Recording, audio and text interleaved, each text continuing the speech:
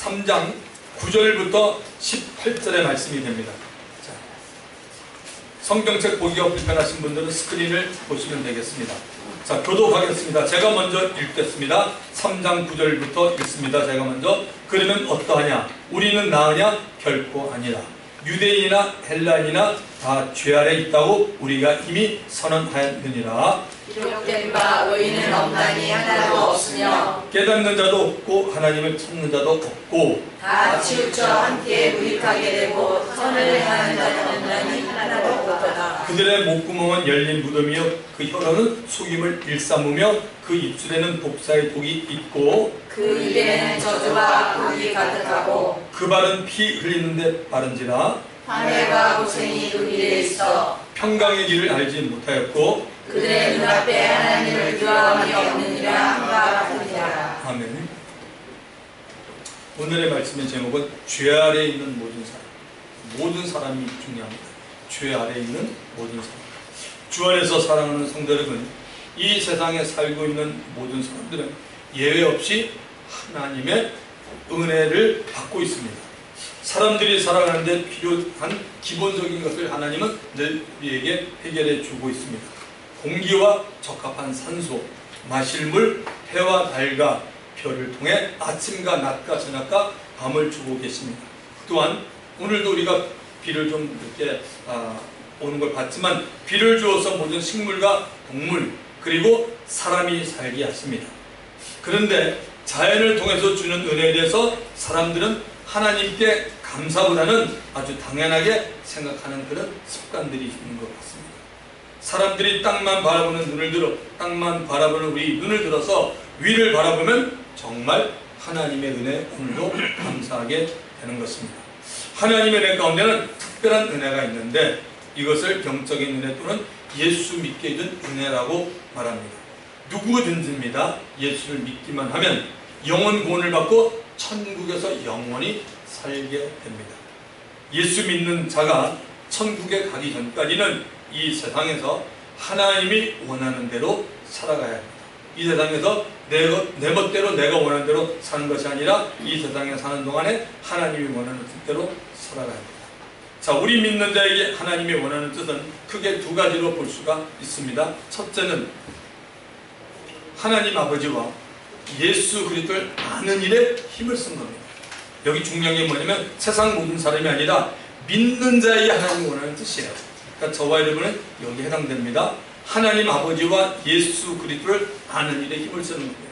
요한복음 17장 3절은 이렇게 말합니다. 영생은 곧 유일하신 참 하나님과 그가 보내신 자 예수 그리스도를 아는 것이니라. 예수님은 이 세상에 사는 동안 영원한 생명에 관한 말씀을 많이 하였습니다. 영원한 생명은 예수 믿고 우리의 영이 거듭나는 순간 생깁니다. 그 후에도 영생을 경험하면서 살려고 하면 한 분 하나님과 그의 보내신 자 예수 그리스도를 알아가는 일에 우리 모두는 힘을 써야 합니다. 성경 말씀을 통하여 하나님과 예수 그리스도를 알아가다 보면 우리가 살고 있는 이 세상을 알게 됩니다. 또한 눈에 보이지 않는 영의 세계, 선한 천사들, 마귀와 악한 영들 뿐만 아니라 또한 나를 포함한 사람에 대해서도 우리가 알게 됩니다. 자, 두 번째는 믿는 자에게 원하는 하나님의 뜻은 예수 안에서 선한 일을 하는 것입니다. 에베소서 2장 10절에 보면 우리는 그가 만드신 바 그리스도 예수 안에서 선한 일을 위하여 지으심을 받은 자니 이 일은 하나님이 전에 예비하사 우리로 그 가운데 행하게 하려 하였습니다. 저기 줄을 친 부분을 보십시오. 그리스도 예수 안에서 오늘 여기 있는 분 가운데 예수 안에 안 들어간 분 있나요? 예수 안에서 선한 일을 위하여 하나님 우리를 창조했다, 지었다라고 분명히 말합니다. 여러분, 선한 일은 영원 구원에 관한 일과 이웃을 사랑하고 돌보는 것으로 이렇게 나눠집니다. 영원 구원과 이웃을 사랑하고 돌보는 것입니다. 헐벗고 일용할 양식이 없는 자들을 보면 말로만 하지 말고 그 몸에 쓸 것을 주어야 합니다. 사람이 살아가는데 가장 기본적인 입는 문제와 먹는 문제는 도와주라고 말하고 있습니다. 이제 오늘 우리가 읽은 본문의 말씀을 통해서 죄 아래 있는 모든 사람에 대해서 보겠습니다. 여러분들이 로마서를 조금 더 이해하고 싶다면 갈라디아서를 제가 추천합니다. 갈라디아서는 전부 6장입니다. 몇 차례 여러분이 읽어보시면 로마서를 읽는데 많은 도움이 될 것입니다. 로마서를 읽고 또 이해하는 데 많은 도움이 됩니다. 동일한 저자 사도 바울이 기록했기 때문입니다. 자, 바울은 로마서 1장 18절부터 로마서 3장 8절까지를 통해서 한 가지 중요한 결정을 그는 내립니다. 자, 로마서 1장 18절이 이렇게 시작되죠. 하나님의 진노가 불의로 진리를 막는 사람들의 모든 경건하지 않음과 불의에 대하여 하늘로부터 나타나니 라고 시작이 됩니다. 그리고 로마서 3장 8절은 이렇게 말합니다. 또는 그러면 선을 이루기 위하여 악을 행하자 하지 않겠느냐. 어떤 이들이 이렇게 비방하여 우리가 이런 말을 한다고 하니 그들은 정죄를 받는 것이 마땅하니라. 바울이 내린 한 가지 결정은 세상에 태어나는 모든 사람들 모두가 하나님 앞에 죄인이라는 사실을 그는 결정합니다. 그래서 모든 사람은 자신의 의지나 결정과는 전혀 상관이 없이 다 죄 아래 태어나서 죄 아래 산다는 것을 본문을 통해 그는 알려주고 있습니다. 자, 우리가 오늘 읽은 구절을 보면 이렇게 되어 있습니다. 그러면 어떠하냐? 우리는 나으냐? 결코 아니라 유대인이나 헬라인이나 다 죄 아래 있다고 우리가 이미 선언하였느니라. 여기서 잠시 사도 바울이 세상의 모든 사람을 어떻게 구분하고 있는지 한번 살펴보기로 합니다. 하나님이 먼저 택한 이스라엘, 곧 유대인이 한 부류입니다. 또 다른 부류는 이스라엘 뺀 나머지 사람, 즉 헬라 사람이라고 말하는 이방을 대표하는 헬라 사람이라고 표현합니다. 대한민국 사람도 헬라 사람의 부류에 들어가고 영국인이나 스페인 사람들, 아프리카 사람들, 그리고 아시아의 사람들도 다 헬라 사람에 속합니다. 이것이 바로 바울이 분류한 방법입니다. 바울은 이 두 부류의 사람들을 합한 사람들, 전 세계 모든 사람들 가운데 독특한 한 무리들이 있다고 말합니다. 그 독특한 한 무리가 누구냐면 바울을 포함한 우리들이라고 말합니다. 독특한 우리들은 바로 크리스찬입니다. 바울은 로마서 1장 18절부터 하나님의 진노 아래에 있는 모든 불신자들의 죄목에 대해서 말했고, 로마서 2장에서는 헬라 사람들의 죄와 함께 유대인들의 죄에 대해서 말했습니다. 로마서 3장에서는 헬라 사람들, 유대 사람들, 그리고 저와 여러분, 우리 크리스찬까지 다 죄 아래 속해 있음을 분명히 말하고 있습니다. 바울은 자기 자신과 크리스찬들에게 질문을 합니다. 우리 크리스찬들은 유대인들과 헬라 사람들보다 나은 것이 있느냐고 물어봅니다. 결코 나은 것이 없다라고 말하며 유대인과 헬라 사람들 같이 우리 모두는 죄 아래 있다라고 그는 선포합니다. 저와 여러분, 우리 예수 믿는 자들도 다 죄 아래 있습니다. 우리가 읽고 있는 사람들 모두 예수 믿는 자, 예수 안 믿는 자가 다 죄 아래 있습니다. 자, 10절을 가보겠습니다. 기록된 바 의인은 없나니 하나도 없으며. 저거는 그래서 짧게 청년뿐만 아니라 요즘 우리 어머님들, 아버님도 저 정도는 할 수 있을 것 같아요. There is no one righteous, not even one. 한 사람조차 없다면 not even one. There is no one righteous. 기록된 바 의인은 없나니 하나도 없으며, 바울이 또 기록된 바라고 말하고 있습니다. 이 말은 바울이 태어나기 이전에 있었던 하나님의 말씀인 구약 성경을 그는 말하고 있습니다. 개인 바울이 유대인으로 태어났지만 그도 구약의 말씀을 공부하고 가르침 받고 암송했던 것을 알 수 있습니다. 바울은 구약 성경에 기록된 말씀을 로마서를 전해가는 동안 여러 번 인용하고 있습니다. 자, 한번 우리가 그동안 봤던 것 몇 가지만 보겠습니다. 로마서 1장 17절. 자, 저희가 줄친 게 뭐냐면 기록된 바입니다. 복음에는 하나님의 의가 나타나서 믿음으로 믿음에 이르게 하나니 기록된 바, 구약 성경에 있다는 얘기죠. 오직 의인은 믿음으로 말미암아 살리람과 같으니라. 이 말은 구약 성경 하박국서 2장 4절에 있는 말씀을 바울이 인용합니다. 자, 로마서 2장 24절 기록된 바와 같이 하나님의 이름이 너희 때문에 이방인 중에서 모독을 받는도다. 바울이 여기서 기록된 바와 같이, 이 말씀은 이사야서 52장 5절의 말씀을 인용합니다. 자, 로마서 3장 4절 지난주에 봤던 그럴 수 없느니라.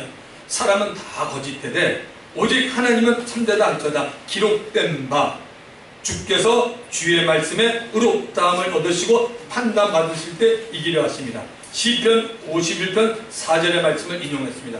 다윗이 얘기하면서 이 말씀을 알려드렸죠. 자, 다시 보면 기록된 바 의인은 없나니 하나도 없으며 There is no one righteous, not even one. 바울은 유대인, 헬라인 그리고 그리스도인들도 이미 죄 아래 있다고 선언했습니다. 그리고 죄 아래 있다는 이 사실도 구약성경 시편에 기록이 되어 있다라고 말합니다. 죄 아래 있는 사람의 모습에 대해서 시편 14편 1절부터 5절에 기록되어 있습니다. 시편 14편 1절 어리석은 자는 그의 마음에 이르기를 하나님이 없다 하는구나. 여러분 세상에 살면서 이런 사람 많이 보셨죠? 하나님 어디 있어? 하나님 없어. 성경이 뭐라죠? 너 어리석다고 말합니다. 그들은 부패하고 그 행실이 가증하니 선을 행하는 자가 없다. 그냥 어리석은 걸로만 끝나지 않고 성경은 더 들어갑니다. 그들은 하나님 보시기에 부패했어. 그리고 행실이 가증하다. 선을 행하는 자가 없다라고 말합니다. 저와 여러분, 우리 각 사람도 마찬가지입니다. 우리들이 하나님의 은혜로 예수 잘 믿는 민족인 한국 사람으로 태어났지만 그래도 한국 사람들 각 사람이 예수를 구세주요 삶의 주인하고 영접을 해야 합니다. 우리들이 예수님을 영접하기 전에 이미 있었던 성경의 말씀, 구약과 신약을 우리들도 바울처럼 가르침을 받고 공부도 하고 암송도 해야 합니다. 자, 의인은 없나니 하나도 없다는 말은 소돔성이 죄악으로 불심판을 받고 멸망당하기 전에 아브라함과 하나님의 대화 가운데 나오는 말씀입니다. 창세기 18장 22절부터 33절의 말씀에 나옵니다. 소돔성에 살고 있는 아브라함의 조카와 그 식구들이 멸망당함을 원하지 않았던 아브라함이 중보 기도를 하고 있습니다. 이때 아브라함이 하나님에게 혹시 소돔에 의인이 50명이 살고 있다면 심판하지 않겠냐고 물어봤고 하나님은 심판하지 않는다고 말합니다. 이렇게 시작된 대화가 어떻게 시작되냐면 의인 10명까지 내려가는데 의인 50명에서 아브라함이 말합니다. 하나님 혹시 45명이면 어떡하겠습니까? 그리고 40명이면 어떡합니까? 40명에서 30명으로, 30명에서 20명으로, 20명에서 의인 10명만 있어도 멸하지 않겠다고 하나님은 약속합니다. 그러나 안타깝게도 소돔성에는 의인이 한 사람도 없었습니다. 그들이 지은 죄에 대한 대가를 받고 불의 심판으로 도시가 온통 불에 휩싸이게 되었습니다. 하나님께서 보실 때 소돔에는 의인이 한 사람도 없었다는 겁니다. 그렇습니다. 사람들이 사는 어디에도 사람들의 행위로 하나님 앞에 의로운 자라고 인정받을 사람은 아무도 없습니다. 본문 로마서 3장 11절과 12절을 가보겠습니다. 깨닫는 자도 없고 하나님을 찾는 자도 없고 다 치우쳐 함께 무익하게 되고 선을 행하는 자가 없나니 하나도 없도다. 죄 아래 사는 인간은 영적으로 이미 죽어 있는 상태입니다. 영적으로 죽어 있는 이런 상태에서는 하나님을 찾지도 않고 깨닫지도 못합니다. 영적으로 죽어 있는 상태에서 무슨 일을 하고 있는지 성경이 알려주고 있습니다. 에베소서 2장 2절, 그때 영적으로 죽어 있을 때입니다. 너희는 그 가운데 행하여 이 세상 풍조, 풍속을 따르고 공중의 권세 잡은 자를 따랐으니 곧 지금 불순종의 아들들 가운데 역사는 영이라. 저와 여러분, 가족을 포함하여 예수를 믿지 않고 있는, 잘 알고 있는 주위 모든 사람들을 여러분 한번 보십시오. 그들이 왜 하나님을 찾지 않고 있습니까? 그들이 왜 하나님에 대해서 깨달음이 없습니까? 우리 주위에 믿지 않는 가족들이나 친구나 친척들, 이런 사람들이 왜 하나님을 찾지 않습니까? 왜 하나님에 대해서 깨달음이 없습니까? 답은 간단합니다. 영적으로 죽어 있기 때문입니다. 이게 답이에요. 간단하게 생각하세요. 하나님의 말씀이니까. 영적으로 죽어 있기 때문에 못 찾습니다. 그리고 깨닫지 못합니다. 영적으로 죽어 있는 자들은 예수님이 말씀하는 것을 들어도 인간적으로 이해할 수 있는 윤리나 도덕에 관한 얘기만 듣습니다. 지금 세상 사람들이 다 이루고 있습니다. 우리를 통해서 이런 것만 들으려고 해요. 그러나 영의 세계에 관한 내용이면 들으려고 하지 않고 들어도 하품만 하지 이해를 못합니다. 영이 죽어 있기 때문입니다. 예수님이 어느 날 길을 가시는 중에 어떤 사람에게 나를 따르라고 말합니다. 이 사람이 예수님에게 이렇게 말합니다. 예수님, 나로 먼저 가서 내 아버지를 장례를 허락해 달라고 말합니다. 이 사람의 말에 예수님이 어떻게 대답하는지 아십니까? 누가복음 9장 60절 이르시되 죽은 자들로 자기의 죽은 자들을 장사하게 하고 너는 가서 하나님의 나라를 전파하시오. 여러분이 이 말씀에 아무 거리낌 없이 들리는 분은 영의 눈이 뜬 사람이에요. 근데 이 말씀을 이해를 못한 사람은 영이 좀 문제가 있다고 봐야 되나? 하여튼 그렇습니다, 여러분. 자, 이 말씀이 뭐냐면 지금 주님이 영이 죽어 있는 자들로, 사람은 살아있지만 오늘로 말하면 예수 믿지 않는 자죠. 영이 죽어 있는 자들로 가족의 죽은 자들을 장례하라고 말합니다. 예수님이 사람들을 대면할 때 먼저 보는 것은 도덕적이고 윤리적인 것이 아닙니다. 영적인 것입니다. 자, 오해하지 마시고 지금부터 잘 들어보시기 바랍니다. 예수님이 십자가에서 피를 흘리시고 죽으신 것은 우리들을 윤리적이나 도덕적으로 회복하려고 하는 것이 아닙니다. 어떻게 생각하세요? 아닙니다. 이렇게 예수 믿으면 큰일 납니다. 그 종교예요. 윤리적으로나 도덕적으로 회복하고 십자가에 달 때는 종교라니까요. 여러분, 예수 안 믿어도 어떤 종교에 가도 윤리적으로 도덕적으로 깨끗하게 사는 사람 굉장히 많아요. 정말 많아요. 예수 믿는 건 이게 아닙니다. 정확히 가셔야 돼요. 절대 아닙니다. 우리의 죽어 있는 영을 다시 살리기 위해서 예수님이 죽음을 경험하고 부활했습니다. 할렐루야. 윤리나 도덕은 먼저가 아닙니다. 영이 사는 것이 먼저입니다. 영이 살지 못하면 영혼이 불이 활활 타는 것에서 진행합니다. 예수 믿고 영이 살아난 후에 하나님의 말씀에 근거해서 나의 삶이 성화되어 가는 겁니다. 이것이 바로 예수 믿고 아무개가 삶이 변했다라고 말하는 것입니다. 바울은 복음이 가려지게 된다면 그 대상은 망하는 자들이라고 말합니다. 망하는 자들에게 복음이 가려진다는 겁니다.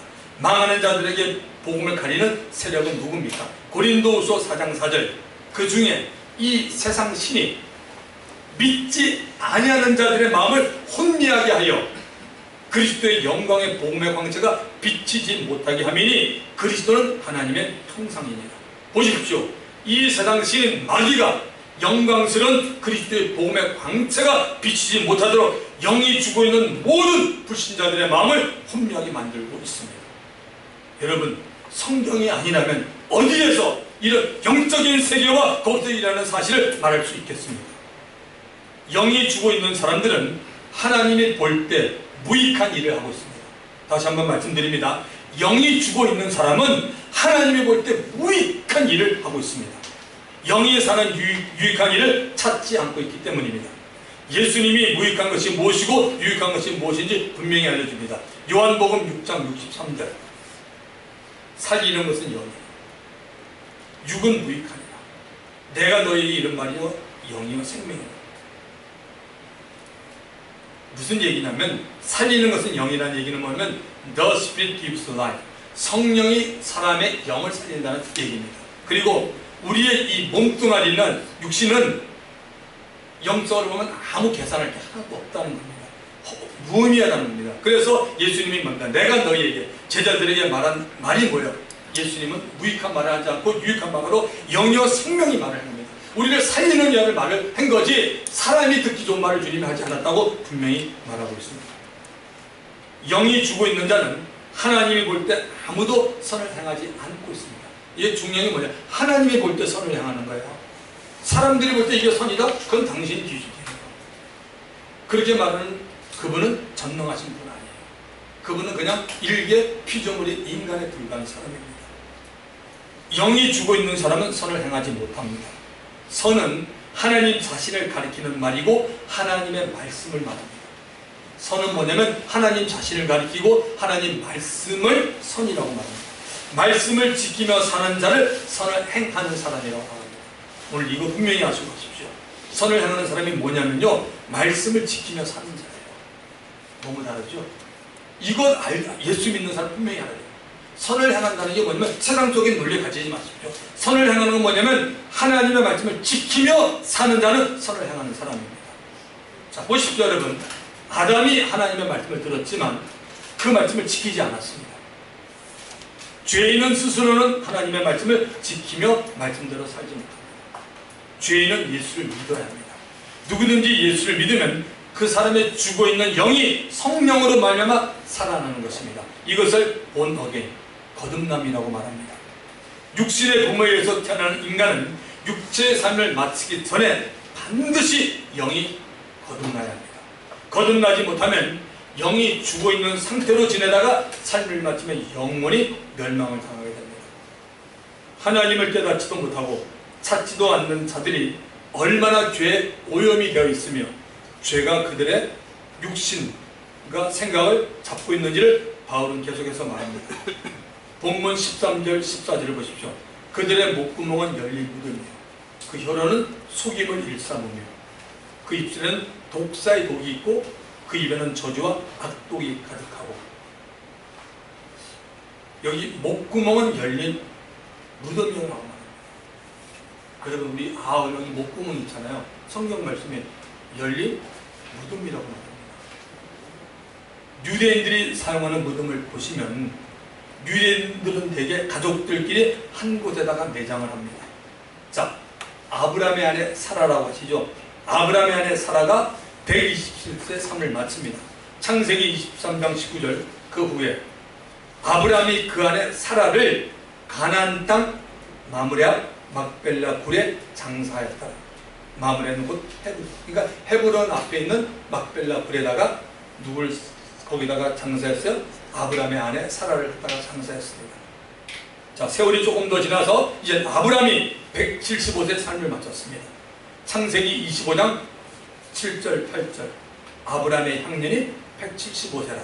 그의 나이가 높고 늙어서 기운이 다하여 죽어 자기 열조에게로 돌아가며 조상에게 돌아갔습니다. 창세기 25장 9절 10절 그의 아들들인 이삭과 이스마엘이 그를 마므레 앞 헷족속 소알의 아들 에브론의 밭에 있는 막벨라 굴에 장사였으니 이것은 아브라함이 헷족속에 산 밭이라.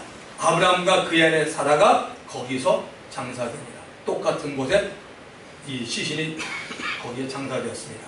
자, 세월이 많이 갑니다. 야곱이 147세 애굽에서 삶을 마쳤습니다. 창세기 50장 12절에 보면 야곱의 아들들이 아버지, 여기 아버지는 야곱입니다. 아버지가 그들에게 명령한 대로 그를 위해 따라 행하며 13절 그를 가나안 땅으로 내어라. 왜냐면 야곱이 지금 애굽에 살고 있잖아요. 그러니까 죽은 다음에 유언적으로 가나안 데려가라. 가나안 땅으로 내어다가 마므레 앞 막벨라 굴에 장사했으니 똑같은 장소네요.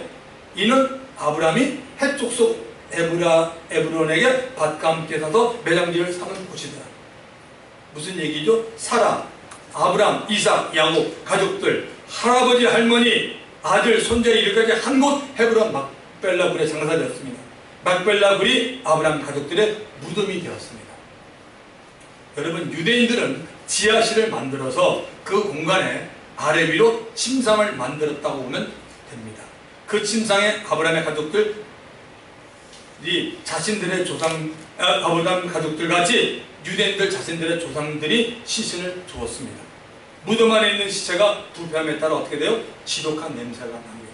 그래서 무덤의 문이 열리면 시신의 냄새가 난다고 예수님이 말씀한 겁니다. 아주 불쾌하고 고약한 냄새입니다. 성령께서 바울에게 죄 아래 있는 모든 사람에게 이런 냄새가 육체가 죽은 후에도 나고 또한 영적으로 이 냄새가 난다는 겁니다.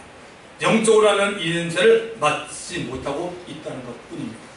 목구멍에서 영적으로 죽어 있는 냄새, 그 죄의 냄새가 나기에 바울은 구약 성경 이사야서를 인용해서 말합니다.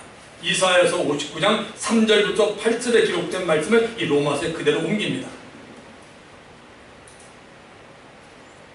이사야서 59장 3절에 보면 이는 너희 손이 피해 너희 손가락이 죄악에 더러워졌으며 너희 입술은 거짓을 말하며 너희 혀는 악독을 내며 이 구약에 나왔습니다.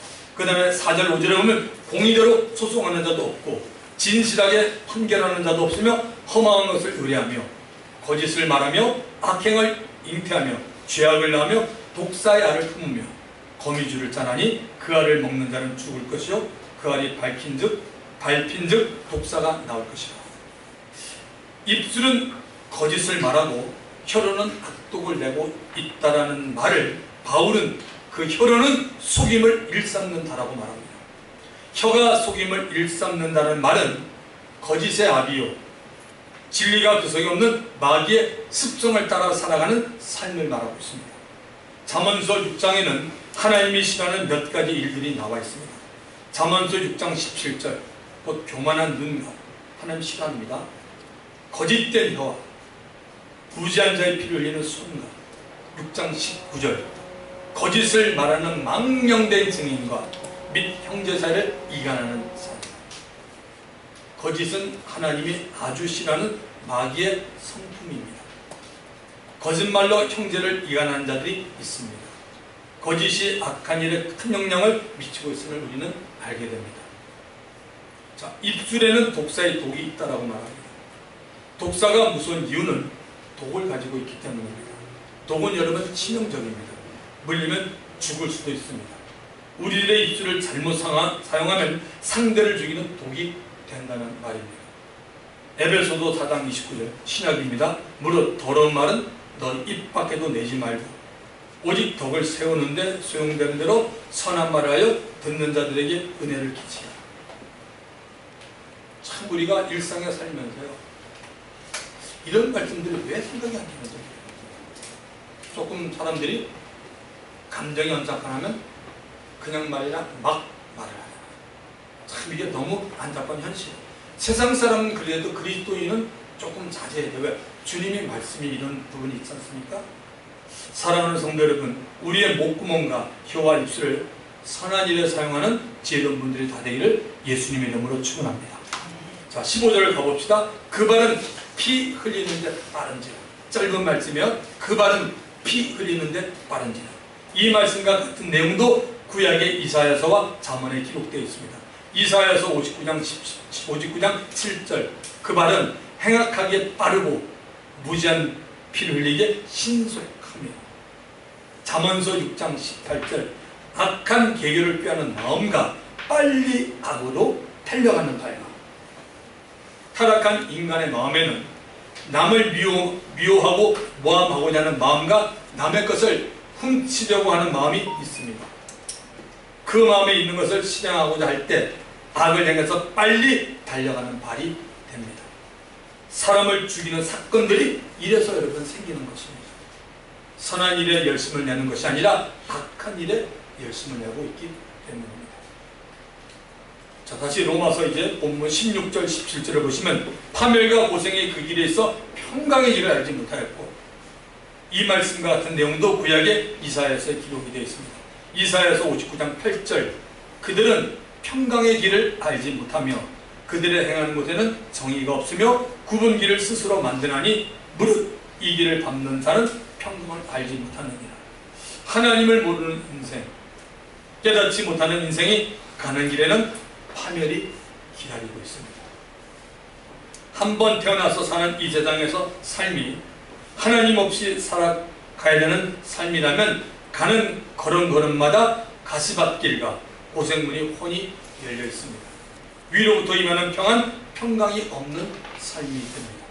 마귀의 종, 죄의 종으로 살아가는 인생에게 오직 예수님을 통해서만 평강을 얻게 된다고 말씀했습니다.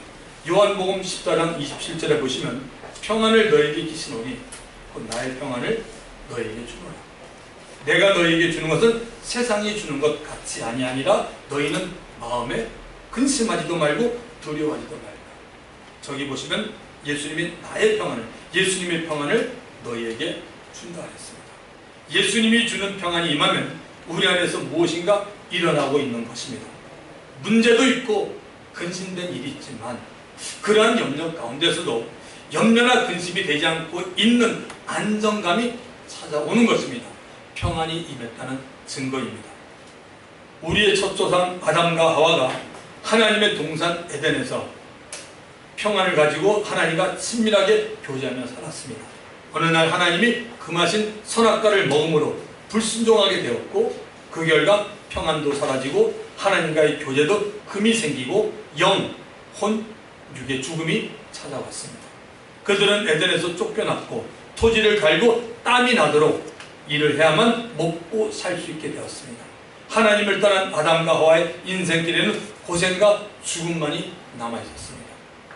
누가복음 15장에는 아버지를 떠났던 둘째 아들 탕자 얘기가 나옵니다.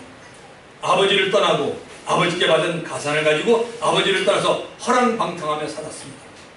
탕진한 후 그의 삶은 그야말로 고생이었습니다. 스스로 살아야 했던 삶입니다. 그러나 그가 다시 아버지께 돌아가야겠다고 결심을 하고 돌아왔을 때 그 아들을 기다리고 있었던 아버지는 너무나 기뻐서 큰 잔치를 베풀어 주십니다. 그 후에 둘째 아들은 아버지와 함께 사는 은혜로운 삶을 살게 되었습니다. 아버지와 둘째 아들의 모습은 하나님 아버지와 이방 나라 가운데 하나님의 택하심을 받은 자녀들을 말하고 있습니다. 우리들도 다 이런 처지에 있다가 구원을 받은 자들입니다. 지금도 우리 주위에는 하나님 도움 없이 혼자 살겠다라는 둘째 아들과 같은 방황하는 영혼들이 많이 있습니다. 이들에게 서다가 그리스도의 사랑을 알려주는 우리 모두가 되기를 예수님의 이름으로 부탁합니다. 마지막 18절을 보겠습니다. 그들의 눈앞에 하나님을 두려워함이 없느니라 함과 같으니라. 세상에 살고 있는 사람들이 하나님을 정말 모르기에 하나님을 두려워하지 않습니다. 하나님을 모르고 있고 하나님을 머리로만 안다고 해도 무시하고 있기에 하나님을 두려워하지 않는 겁니다. 예수님이 제자들에게 두려워할 대상에 대해서 알려주었습니다. 마태복음 10장 28절 몸은 죽여도 영혼은 능히 죽이지 못하는 자들 두려워하지 말아라. 이렇게 말씀하신 걸 보니까 사람들은 여기에 두려워하고 있네요. 그리고 몸과 영혼을 능히 지옥에 멸하시는 이를 두려워하라고 예수님이 알려주었습니다. 예수님이 말씀하신 몸은 죽이지만 영혼을 죽이지 못하는 자들은 마귀와 악한 영들입니다. 이들은 사람을 이용해서 사람의 육체는 죽이지만 영혼은 건드리지 못합니다.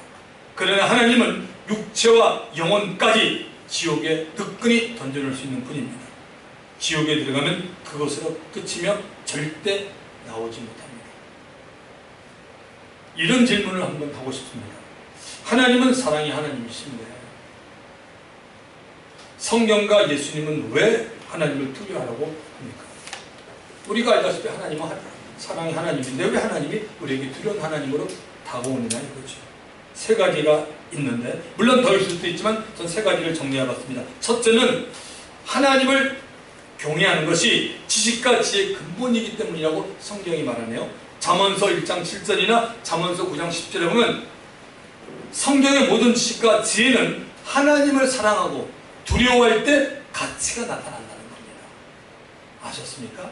하나님의 지혜의 그 가치가 반짝하는 것은 우리가 정말 하나님을 사랑하고 하나님을 두려워할 때 나타난다는 것이기 때문에 우리가 하나님의 말씀을 많이 알고 적게 하는 거 물론 많이 하는 게 좋지만 더 기본적인 문제는 하나님을 경외하는 마음을 꼭 가지라는 것입니다. 두 번째는 죄를 멀리하고 죄를 지은 후에도 죄에 대해 회개를 할 수 있기 때문입니다. 아주 중요합니다. 하나님이 가장 싫어하는 게 여러분 죄입니다. 이거는 변함없는 사실이에요. 가장 싫어하는 게 죄입니다. 항상 죄 때문에 우리가 하나님 사이가 갈라집니다. 우리가 근본적으로 예수 믿고 이 부분은 해결됐지만 우리 내 삶에서도 우리가 짓는 죄가 있지 않습니까? 그걸 해결하지 않으면 관계가 점점 소원해집니다. 자꾸 뭐가 끼어요. 그렇기 때문에 우리가 하나님을 내가 정말 경외할 때 죄를 멀리하게 되고 또 죄를 지은 거죠. 아버지 앞에 내가 회개할 수 있다는 그런 마음입니다. 세 번째는 사람에 대해서 마귀에 대해서 두려움을 갖지 않기 때문입니다. 예수님이 말씀하신 거예요. 하나님만이 전지, 전능, 무소부재, 영원한 뿐입니다. 사람과 마귀는 뭐죠? 한계를 가진 여러분 피조물이에요. 쉽게 말하면 그 사람이 나랑 똑같아요. 사람은 갖고 있는 권력 그때뿐이에요. 그 무서워할 거 없어요. 그렇다고 우리가 무시하는 것도 아니지만 성경 말씀대로 절대 사람이나 악한 영들을 두려워하면 안 돼요. 두려워할 대상은 뭐지? 하나님 한 분이에요. 아무도 예의 없이 다 죄 아래 갇혀 있고 살아가고 있습니다. 유대인이나 헬라인이나 크리스천도 마찬가지입니다. 죄 아래 갇혔고 살아가고 있었던 우리들이 하나님의 은혜로 예수 믿게 되었습니다. 우리 크리스천들은 더 이상 죄 아래 살고 있는 자들이 아닙니다. 오히려 죄에 대해는 죽고 하나님에 대하여 산자로 살아가는 하나님의 종들이 되었습니다. 죄에 대해 해방을 받은 자유인으로 살아갑니다. 우리는 죄의 유혹을 받을 수는 있지만 또한 물리칠 수도 있는 것이 저와 여러분 우리입니다. 말씀을 마칩니다. 진실로 예수를 믿고 내 영이 거듭나기 전에는 죄 아래 있었던 모든 사람 가운데 우리 모두는 한 사람이었습니다. 영원한 멸망 가운데서 마귀와 세상을 짝하며 내가 어디로 가는지도 모르고 살아왔던 삶입니다. 그러나 나를 국률이 풍성하신 하나님이 자신의 아들 예수 그리스도를 십자가에 매달아 피 흘리게 하심으로 죄사함을 받게 해주었습니다. 그리고 예수님이 죽은 자 가운데 부활하심으로 인해 나의 죽은 영을 다시 살려 주었습니다. 나를 거듭나게 하는 이런 놀라운 은혜가 우리 모두에게 있습니다. 기도합니다. 하나님 감사드립니다. 하나님 이렇게 은혜